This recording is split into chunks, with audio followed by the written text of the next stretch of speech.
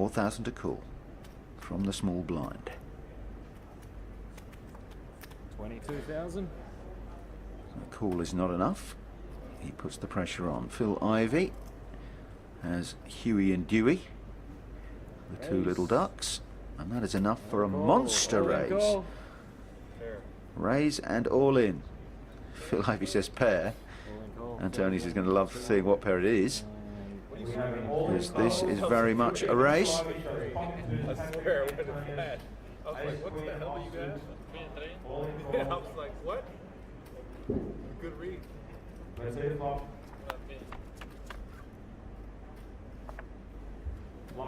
Gut shot draw comes for Antonius, and 9 is now an out for him.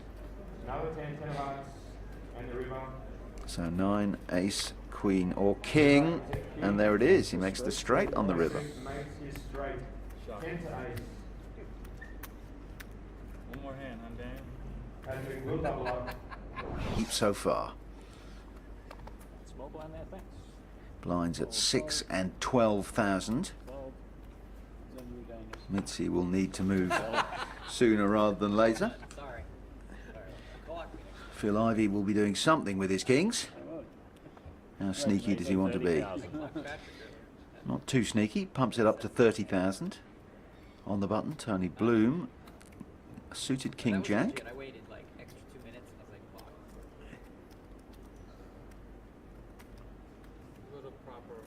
He decides it's worth casting a BDI over a flop, as long as Antonius will let him, of course.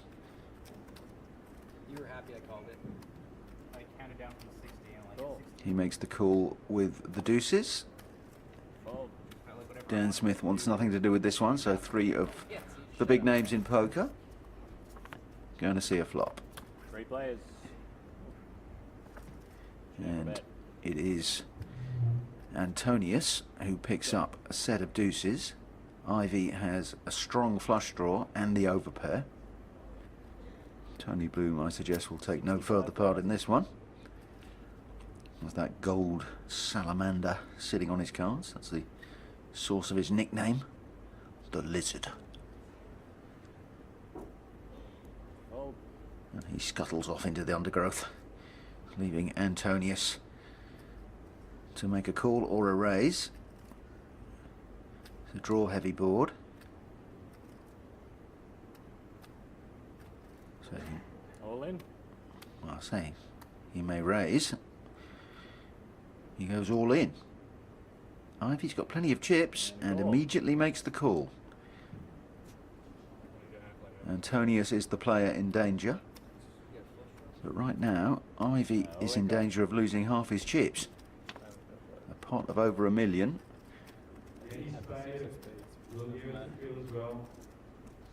Needs to hit a king or a spade. Can't do it, so Antonius is the player who doubles through. You wouldn't guess it by looking at him, but Phil Ivey. 5.7 million. Price 200,000. Blind still at 50-100,000. Joker Brett has made it 200,000 from the button. Call. Mervyn Chan will fold the small blind. Patrik Antonius makes the call with the 10-8 offsuit. Joker Brett Heads up. with the 5-2 of hearts. Check about. So Patrick's flopped an 8 here, pair of 8s. 8-9-3 the flop with 2 diamonds. He's checked it. Joker Brett is going to bet. 250,000. He'll make it 250,000.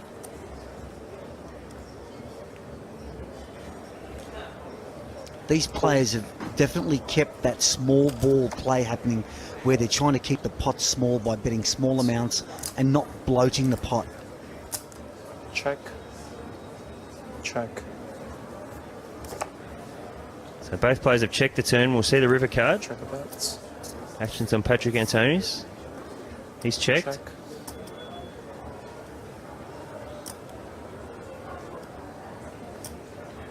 Joker Brett with no pair.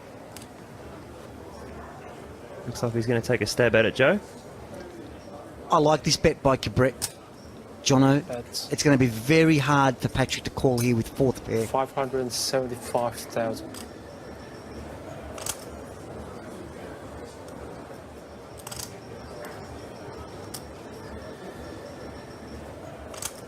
but if anybody can call, it's Patrik. What do we make of Joker Brett's body language there? He won't look at Patrik. Well, Joe's sitting perfectly still, trying to control his breathing. He's holding his chin up. He doesn't want to look at Patrik. Patrik's getting the stare down.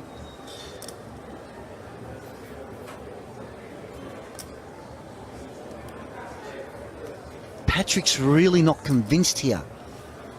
And he's trying to get a read, but Joe's not giving him anything at all.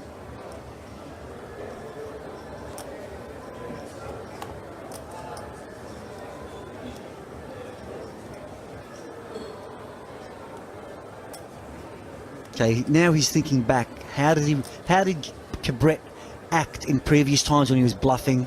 How did he act when he had it? Does it make sense that he can make that sort of bet on the river here?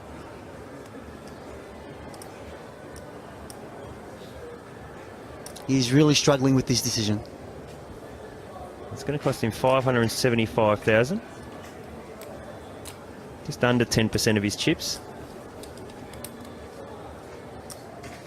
Being in this spot 1,000 times before myself, to me, when I'm in that spot, I'll generally end up folding if I'm that concerned about my decision. Call. Patrick's gone for the call. Oh, he smelled something, It was a great call. and he was right. Very good call. Pot over 2.1 million in chips there to Patrik Antonius. And along with those chips will come some great confidence in his ability to read Joker Brett there.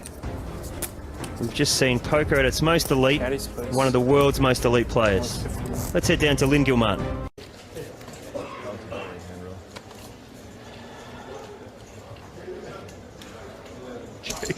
Tony G's got the kings.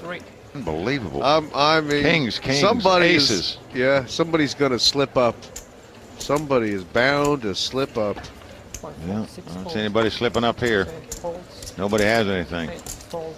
And this is going to be very frustrating for Tony G. Well, I take it back. Patrik, we've seen him make some moves with ace-4s already. That's one of the hands he likes to play. One, call. Patrik is going to make the call. And Tony G finally getting some action on the kings. Let's see if he wants it.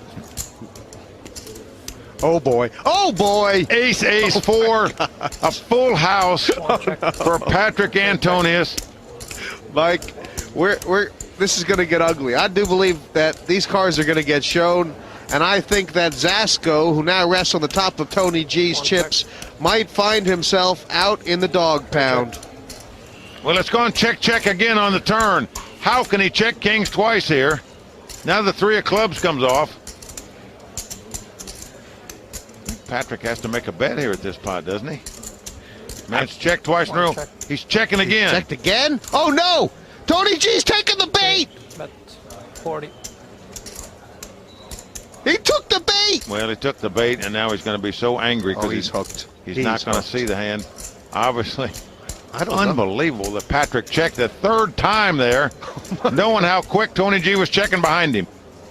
Right now, there's a quiet on the table. There's a calm, and it's only the calm before the storm. Raise. Well, look at this. Tony shaking his head. 170. He knows he's been had. What a slippery play by Patrik, and just outstanding. I'm trapped, Tony says. I know I'm trapped. This is just like a frustration call here. Call. That's a bad call by Tony, I think. Patrik's just not going to make a play here in that spot without an ace in that spot at a minimum. Kings. Hold on, Patrik. That's the patience. Oh, he hates that. That could have been his Premier League. I got king. Checked, checked, checked. And the flop just hated him, Mike. Incredible. What a dealer this guy is. How could you play the hand any better? Checking 3 times in a row. Finally, Tony takes the bait and fell right in the well. He was drawing dead on the flop. 266,000. But that's Alan Cunningham's hand. 8-6 of hearts. He's going to play it. I think he's reinvigorated with these 2 small pots he won. Cool. Well, Antonius going to call at the Queen 9. I don't mind that in position against, once again, a fairly tight player in Alan Cunningham, who's starting to loosen up a little. Oh, Ciaramoli going to call as well, and we're just going to see this flop 3 ways. Hearts for Cunningham, hearts for Ciaramoli. 2 jack ace. And not a surprise that no hearts come out. Actually, And kind of a blank flop. yeah, nobody has anything. Usually, Patrik Antonius still at the best of it with queen high. Checks around. Here's the turn. 5 of diamonds. usually the first aggressor in pots like this is the one who takes the pot down. They check to Patrik Antonius again. Wow, I can't believe he checked there. 6. I would have been inclined to bet on the turn if it checks all the way around to me in the black. Well, Alan Cunningham gets lucky on the river. Catches the 6. We'll see how this one plays out. Considering a value bet, but it'd be an awful thin one. What could he get called by? Oh, that's what I was going to ask you. If he bets the 6, can he get? I mean, I guess he can get called by a 5 or a deuce. Yeah, pretty thin, pretty thin. But actually, the action on Ciaramoli first. Yeah, Ciaramoli here. Maybe looks to steal the pot. Now this is interesting because it might actually get through. 9. And he bets 9,000 into a $6,900 pot. Pass. And Wow. Alan Cunningham forced to fold, but one of the reasons Cunningham forced to fold is Patrik is still yet to act behind. Now this is interesting. I think Patrik puts Mooley on nothing. But can you call with just queen high, or is he forced to actually raise? Very interesting spot. Yeah, I'd be surprised if we see just a flat call. It's got to be a raise or a fold here. I don't think he can flat call. If he does, wow, what a great call. I mean, the way Mooley has played this, it smells like a bluff. It looks like a bluff. We can see it's a bluff, but I think Patrik Antonius knows it's a bluff. Well, Just it's a matter either- of, does he it's e- call or does he raise? It's either an error, just a flat bluff, or he could have hit a pair on the river here. Or maybe value betting a jack that he flopped to begin with. Covering. Wow. And Antonius makes the call. He makes the call with queen high. Unbelievable. That's a great call by Patrik Antonius. You know, I got to tell you, we've been doing this series for 4 years. This is the 4th season of the $1 Million Cash Game, and never before have I seen somebody make a call with queen high and it be good. Unbelievable. Sometimes the lady does the trick. Before. I was trapping all the way. Patrik Antonius, a little bit of humor there. It's feeding upon itself. With each hand, it gets more and more confidence. A call from Phil with pocket 9s, and a call from the big blind of Patrik Antonius with the weak ace, ace-4. Queen 9 ace. Well, oh wow, what a flop here. We've got a monster. We've got a set of 9s for Phil Ivey. We've got an ace here for Antonius. 5,000. He's got top pair. Ivy with bottom set. And if you get cute with it, Tony G, he's got a gut shot here. He can catch a 10 to make Broadway. Phil Ivey leading out with his set. He's not interested in just trying to pick the 5,000-6,000 up there or get a small continuation bet. Pass. Tony G gets away from his king-jack. And it's just Patrik Antonius and Phil Ivey, the 2 big losers of the game so far today. Ace. Oh, wow, and that is such a gin card there. The ace of spades on the turn. Antonius got trip aces, but Ivy's got a full house 9s full of aces. The pot is already nearly $17,000. It does bring a flush as well, so that may slow Patrik Antonius down. And of course, his kicker isn't that strong either with the 4. But I'll be shocked if he doesn't call this. Ivy is not out of the woods, though. A queen, an ace, or a 4 would kill Ivy. Pot is $31,700. Do you think there's actually any way that Patrik Antonius can actually lay this hand down? There's not really a lot he can actually beat here. Called 15. Well, he definitely doesn't have a raising hand. He doesn't have much of a kicker. He can't beat an ace, he can't beat spades, and he can't beat a set. Pass card. Here's the river. 4. Wow, what a card! Oh, and this is just one of those days where if you're Phil Ivey, just stick your head somewhere and go somewhere else. This is terrible. A 4 on the river, and Antonius has made full house. The pot is already $46,000. I don't see how Ivy doesn't lose all his money here.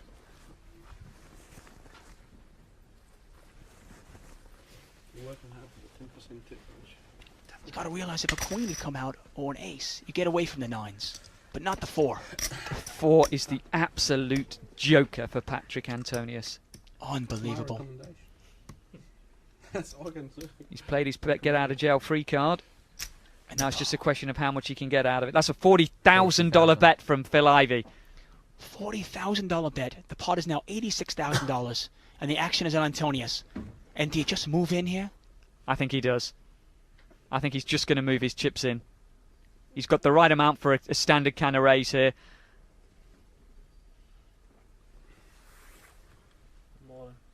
And sure enough, there it is. Patrik Antonius moves all in. Patrik moves all in. How much is it? How much is he moving in for? I think they pretty well had almost exactly the same amount of chips at the start of this hand. You're right. Patrik Antonius started the hand with $143,000. Phil Ivey with $142,000. And this pot size is $207,000. I want to say about 90 to call. 85. That's going to make this pot almost $300,000. And I can't see how Phil can get away from this. He's not going to give him ace-queen. He can't really give him ace-9. The only hand he's really losing to here is ace-4. But would Patrik Antonius make this move with anything else? King flush.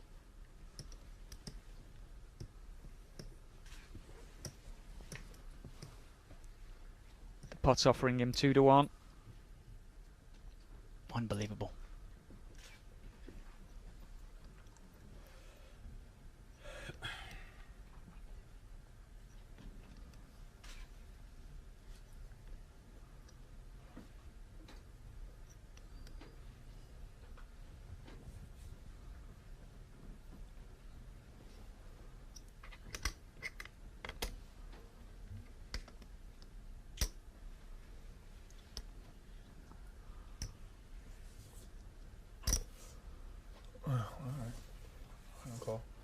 Call.